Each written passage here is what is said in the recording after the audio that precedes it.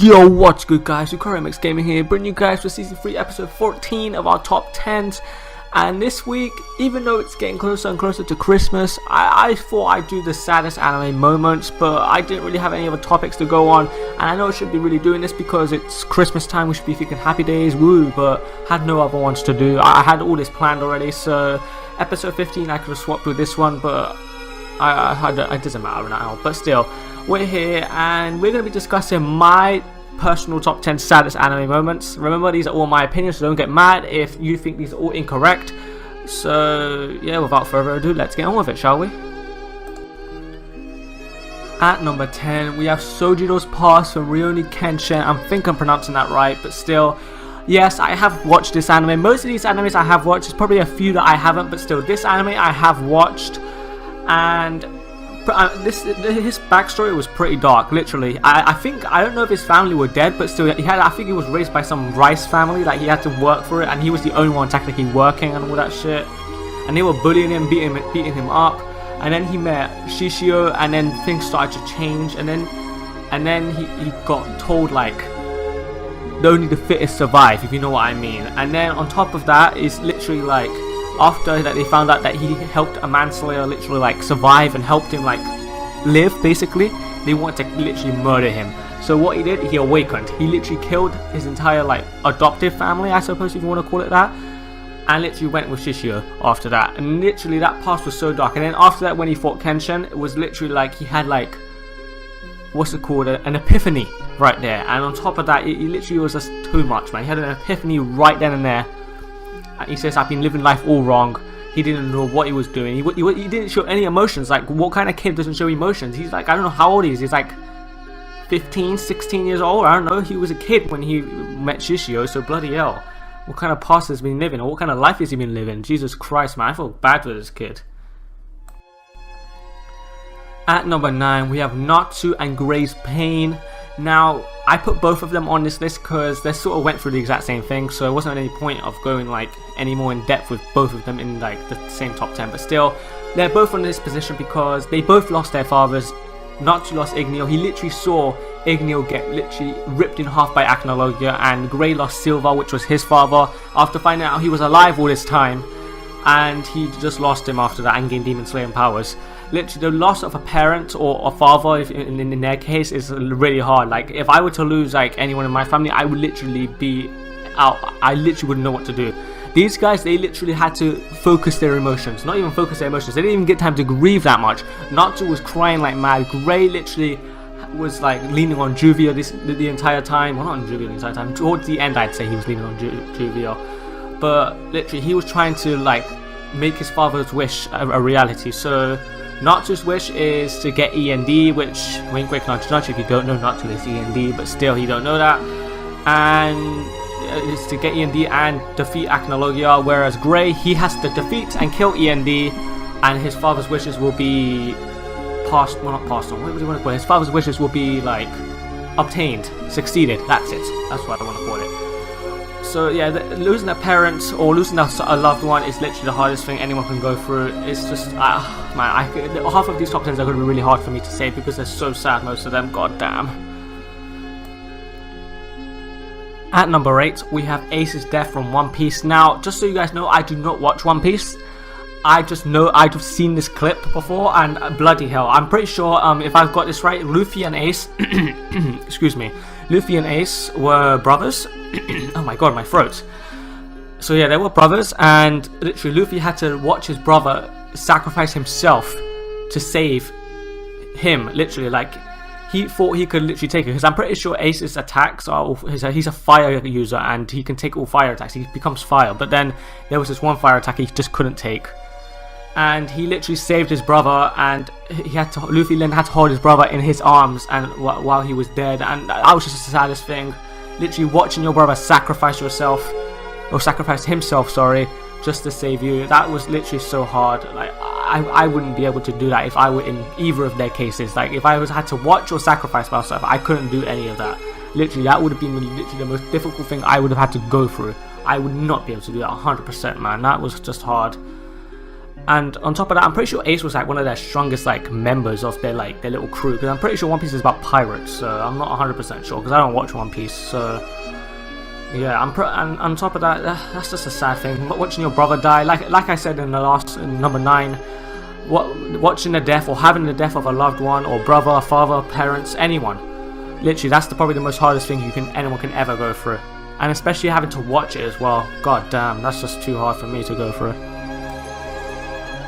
Okay guys, at number 7 we have Nina's death from Full Metal Alchemist and Full Metal Alchemist Brotherhood. Now this is an anime I really haven't gone over in any of my top 10s really.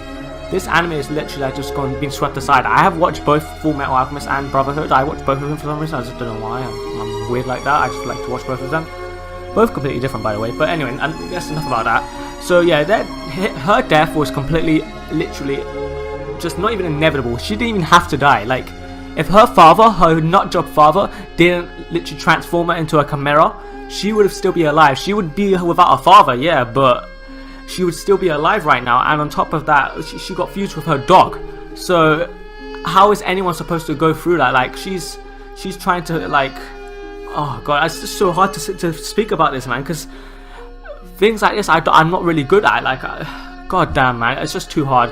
But all I'm trying to say is, Nina did not deserve the death that she got. Scar just came out of nowhere and ended her misery. Like, what was she gonna do? She was gonna get killed anyway by the people or by the government, basically, and used by for an experiment. So it would be better to die, I suppose, rather than not being alive. Because what was she gonna do? She was gonna be trapped as an experiment forever. And her father, I just hate her father. Shao Tucker is an actual ass. Who likes him? Nobody likes him. If your favorite character is Shao Tucker, get out of my channel. I don't like you. Just leave right now. Oh god damn, guys, we're getting into the teary bits now. Okay, at number 6 we have Obito's deaths, because he died twice if you want to technically count that, but both times were to save his best friend Kakashi, if you know that. So bloody hell, man. But the first time he literally saved Kakashi, gave Kakashi not both his eyes, that's the second time. He gave Kakashi one of his eyes to replace his eye that he lost. And on top of that, he literally died happy, thinking that if only I got to spend a little bit of time with everyone and all that shit. And then he came back as a bad guy, and Naruto managed to change him back to his old self again. And then he eventually died for real this time, and he died for Kakashi. But before that, he gave Kakashi both his eyes. Well, temporarily gave Kakashi both his eyes. And oh, bloody hell, man, that's just so sad, man. Dying for your best friend again. Literally, like I said, for Natsu and Grey's thing and Ace's one. Literally, it's dying for a friend, a loved one, or literally sacrificing yourself for anyone. I think that's just like the most noble thing anyone can do. Like, literally taking your own life just to save another's. That is actually the best thing anyone can do, man. If I were in anime, I would literally do that. But yeah, obviously I wouldn't be a main character, that means, but still. Oh well. But anyway, enough about that. That was just the best thing anyone could do. Like, it's just great. Obito, you did a great job, man. Great job. Just try not to go next time. Try not to go a bit nuts when you see your best friend kill your girl. All right, try not to do that. Oh boy, it's in the midway spot. Oh boy, this one was tough, man. Kamina's death from Gurren Lagann. Oh my god, literally, this character. I bet everyone felt this way when they were watching this anime.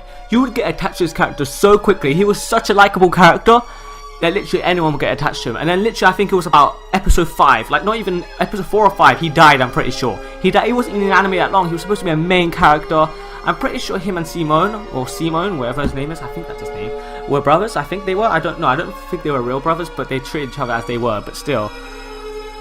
Jesus Christ, man, he died literally another sacrificial death. Literally, he was trying to like beat the bad guys. He literally did all he could.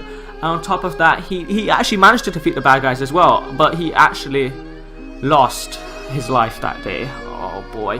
And not only that, he literally admitted his love to I can't remember that chick's name, the redhead chick's name. I can't remember, I always forget her name, god damn. I think it's with a K, I can't remember.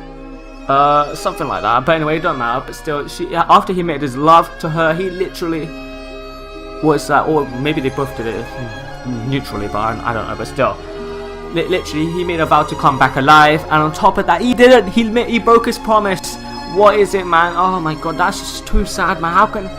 Oh my god, that's just too much. It's too much. I can't take this. I'm moving on right now. Sorry, guys. If you want more information about this, then you're gonna have to ask me when I'm not...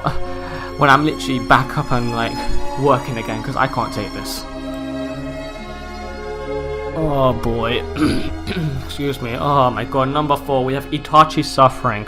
Now this one I can talk a bit about. Jesus Christ. So, you all know Itachi's story. He literally was ranked as a rogue ninja who literally slaughtered his entire clan, and then went to the Akatsuki. But that's what everyone thought. He literally did this all for the village, just to get information on the Akatsuki, and then because the Uchiha clan were gonna start like a civil war or something like that, he had to stop it. He had to kill his own mother and father, and then leave his little brother behind, who literally knew nothing, and literally saw him kill his mother. Well, not saw him, literally not witnessed everything. Literally saw everyone in his clan dead. He even had to kill his own girlfriend. I'm pretty sure like Itachi had a girlfriend. I can't remember her name. Another chick's name. I can't remember. God damn. But oh my god, Itachi's grief. He literally had to go through, infiltrate the Akatsuki, literally kill people he didn't want to kill.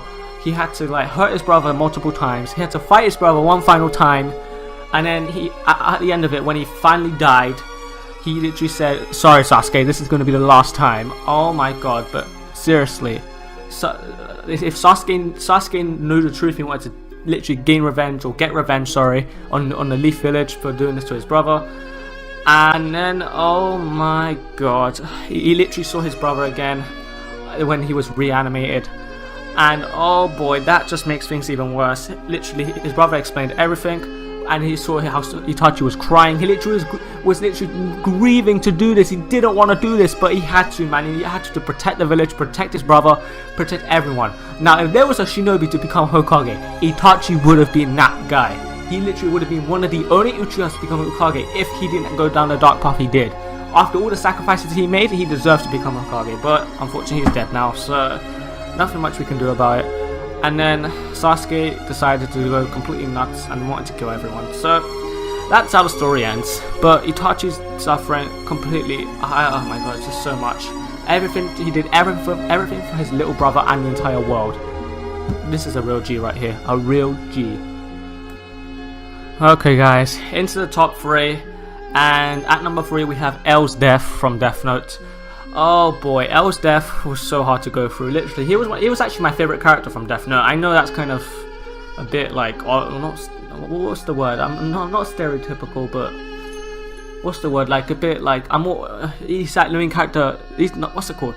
I can't think of it. What the hell? He's like the favorite character everyone loves. That's it. That's what I'm trying to say. But literally, his death, I can't say. It's literally so sad, man. Like literally, he was finally like. He was on the case. He was literally so close to solving the case who Kira was. Until his very last moments when he literally realized the Shinigami was literally gone from his sight. Rim, I think that's what the Shinigami's name that Misa was with. I'm pretty sure. And then when he finally died, his heart attack came, and he had, before he literally had died, properly died, he still smiling and literally say that he was Kira this entire time. And then L literally said he realized he was right this entire time, and he literally called Light his best friend, because they were working so closely together. Like, I don't know if this even hurt Light or even affected him anyway, but it most likely affected L so much because L didn't have any friends, and Light was like the one and only one he called his friend. So damn, man, L literally went out with a bang. He literally solved the case, but he couldn't get the actual truth out in the open in time before his death. But boy, man, L, he went out like an actual boss. I don't care, man. He's actually a great guy. Oh my god, at number 2. Oh boy, I was struggling to rank number 1 and 2. You'll most likely know what number 1 is, but I will tell you what number 2 is now. It's Hugh's death, or Hughes' death, should I say, from Fullmetal Alchemist Brotherhood and original Fullmetal Alchemist, I suppose. But oh my god, his death. Another thing, like L, he found out the truth about everything, that the Führer was a bloody homunculus. He found out that everything, they were making a transmutation circle around the entire country. He literally found out everything, but he didn't even get to tell anyone before he died. He literally died looking at his wife's face, because envy transformed into his wife and shot him. And on top of that, literally, he had a picture of his wife and daughter with him to call, like when he was calling Mustang. And oh my god, man, that was just such a sad death, man. Like, he was a father to a little girl. Now this little girl has to live without her father for the rest of her life, literally. Like, but this guy he's one of the other guys that went out, like, oh my god, he went out literally like the best guy could be. But still, this was probably one of the more deaths I was crying the most. I could not take it. He was such a good guy, man. He was this is like Kamina, another one of these likable characters, but he just died way too soon. He should have been in the anime longer. Like, oh my god, I'm just so sad. I happened to see that death, man. It was just so sad. Just so you know, guys, I literally had to watch, like, to make this top 10, I literally had to watch all the deaths that I thought were like up to my standards. Well, don't know why, that's a bit of a bad way to say it, but still, I had to watch all these deaths again, and they were so sad. I literally cried so many times. I don't care how many times I watch it, I would still cry over these deaths over and over and over. But Mace Hughes, legend right here, complete legend. Oh man, just so sad to see him go, or sad to have seen him go. Oh boy. Oh my god, no, I can't do this. Alright, I'm just gonna do it now. Number 1, we have Jiraiya's death from Naruto.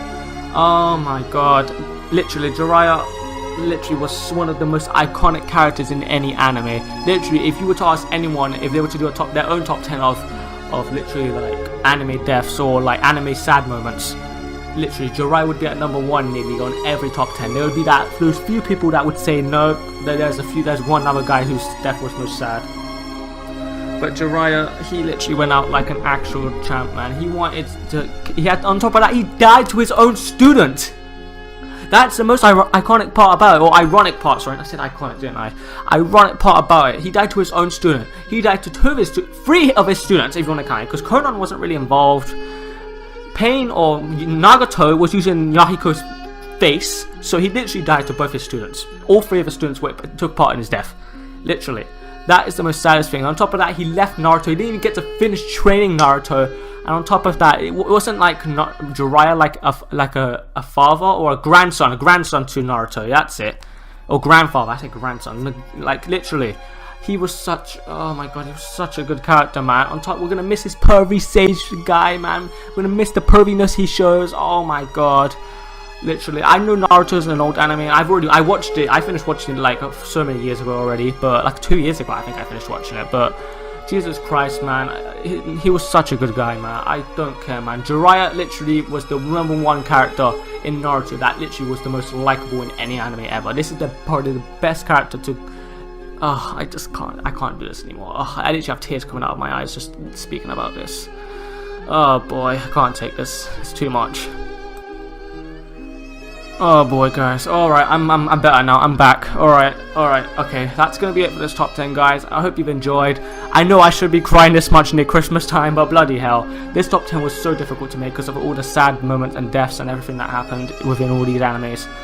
But if you had a favourite between out of all these top 10s, out of all these 10 deaths and sad moments I have got on here, then yeah, sure, leave one in the comments down below. And if you have your own personal top 10 sad moments in anime, then please leave comments down below as well. And oh my god, but guys, just so you know, we are now down to our last episode of top 10. We have one more, and that is most likely coming out on the 30th to the 31st of December.